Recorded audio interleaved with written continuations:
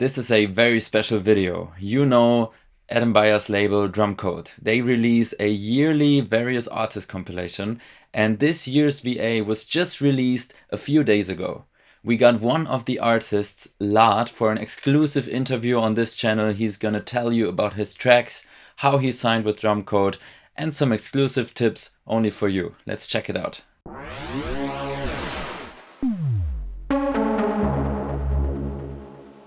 Hey Adrian, thanks for having me.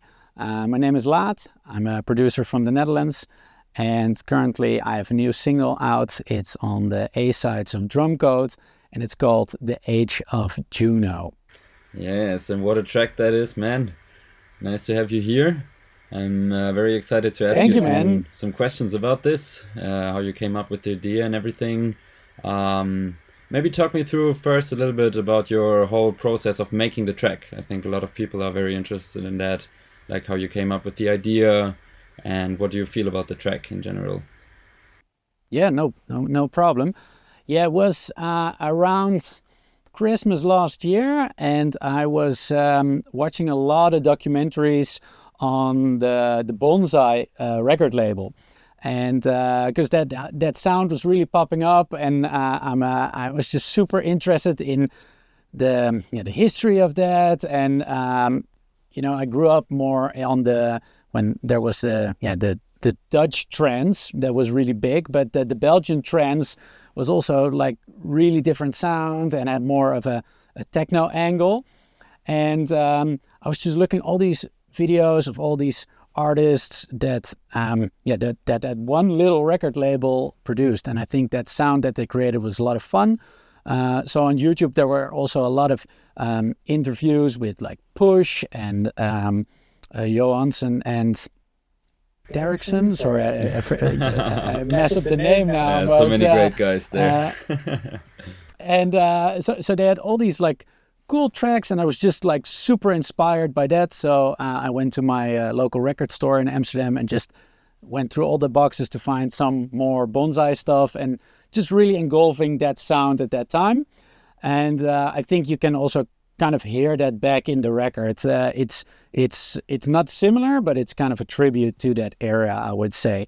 And I'm a big fan of all this analog gear. Like I have a couple Roland boutiques here as well, and the track is like filled to the brim with like the Roland 909. It has the Roland 101 in there. The lead is partially from the Korg M1. The Juno is in there as well, all those strings. So therefore I was also like, this is the Age of Juno. Sounds great. So you have like trance influences in general, would you say, or is that more like specific to that track? I think my sound is a bit more melodic in general. I wouldn't say it's like the melodic techno side, but I'm also not in that industrial sound. I'm more, I think, in the sweet spot of raw and authentic techno, but then also with a melodic edge towards it. Yeah, absolutely. I think it's a very like deep track in a way, but it still has a lot of energy, right? And what you said about like all your analog synths, maybe you want to talk me through this a little bit in the beginning, like which synths did you use on which particular sound, which was also made maybe digital instead of analog? Yeah, so I have a lot of analog gear, but it was all made digital. I'll be honest with that. It's just when I'm in the flow, I know these sounds, like how they sound and where I can find them and how I can tweak them. But I'm a big fan of, for example, the Diva. It's an analog emulation kind of a couple synths. So it has some Moog in there. It has some Juno in there, so you can kind of tweak bits and pieces of it. And I think, for example, the big bass line that comes in the break is kind of like a traditional Moog sound. It is kind of like a saw sound that's a bit detuned and then really low with a envelope filter on it, that it goes all directions. And then with a whole bunch of other plugins, you grid it up. I've seen a lot of your tutorials, so you know that with one synth, you're not there yet. But in general, I just like these sounds that these older machines made. I don't know about you, but every time when I'm making drums, like an open 909 head or a 909 ride, it just Yeah, it just always always works. works. Always works, always works. Yeah, it's interesting also when you said that you are not maybe always using your analog gear, right? You also use a lot of digital stuff. I think it's the same for me. Like even though I have a lot of analog stuff, maybe you share this opinion. I typically use it to jam, but when I go like more into detail and more into like shaping the sound, I prefer digital over analog sometimes because you can get more like specific, and also you don't have the pressure of recording and then it's recorded, right? So you can never change it again. Exactly. I'm a big fan of that instant callback, or that you can call back all the settings. And what I notice, and maybe other producers don't have this problem, but when my project gets bigger, it always runs out of sync, and it just always is kind of a pain. So what I try to do is most of the time just maybe work on an ID on an analog synth, and then maybe move it towards a digital synth. But for the main lead, for example, is the M1. It's from Korg. I don't have that synth in real, but the plugin version of it I really like, and then it's layered with a whole lot of other synths as well to give it more body and more depth.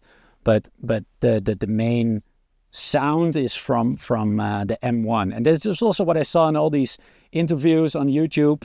That when they made these tracks, they obviously didn't have all these synths. So they didn't have all these digital synths. They only had the analog synths. So you can kind of pinpoint quite quickly where that sound comes from.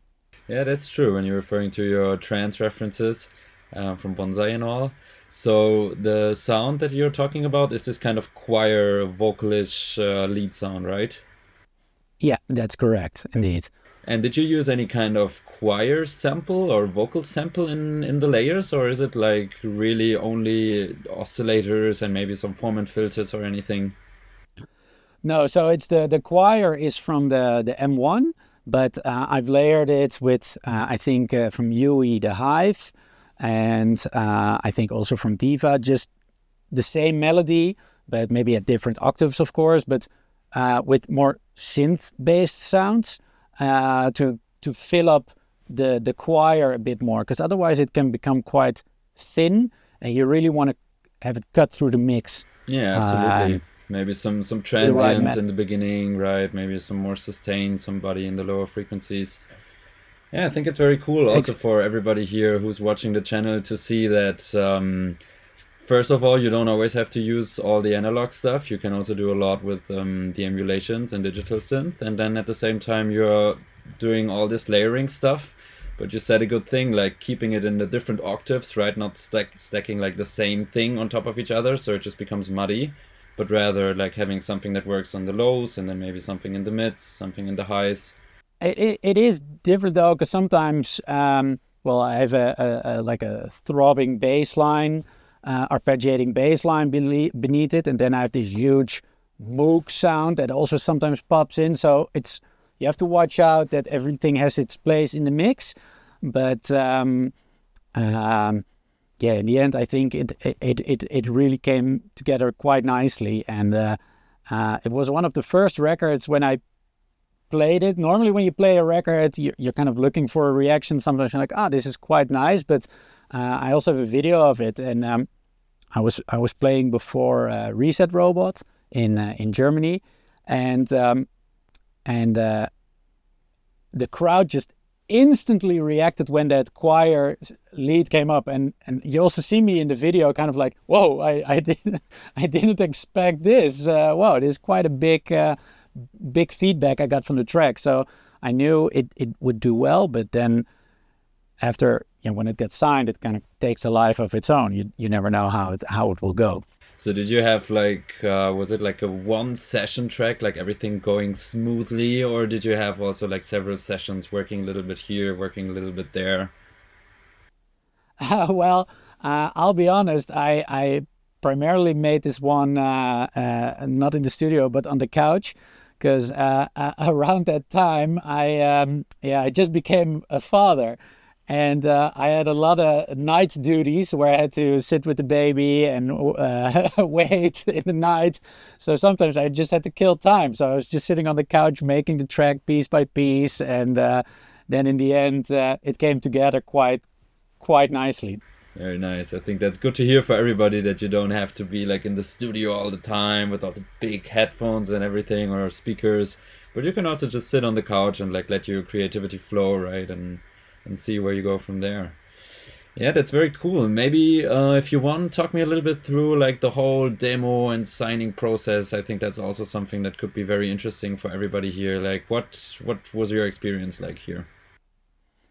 Yeah, sure. So it got signed by Adam Beyer on Drumcode, which I think is the best spot for this track. I also think my sound currently really matches quite well with where Drumcode currently is, and obviously I'm a big fan of their sound over the years. I've went to Awakenings almost every year, and that sound really had a big impact on me. So I think I kind of grew up on that sound, so I really know kind of like, okay, this works. But additionally, you have to make something unique when you send out a demo like that, right, to a label. And I think this counts for every label, right? So your demos have to fit to that label, but it has to have something unique as well. So for example, it's saying like you send a recipe to an Italian restaurant. Well, it has to be an Italian dish. There's no way about it to not do that. But you can definitely make it your own in kind of like what it stands for, that the people say, okay, that definitely is has that LAAT signature towards it. But the demo process, I already signed a track to Drumcode before on the last A sides, and Adam, the last one was called Call of the Tribes, and it did pretty well as well. And so Adam is just testing a lot of my demos, and from the demos that he was playing, he was like, yeah, this is the one we're gonna sign. I like that one.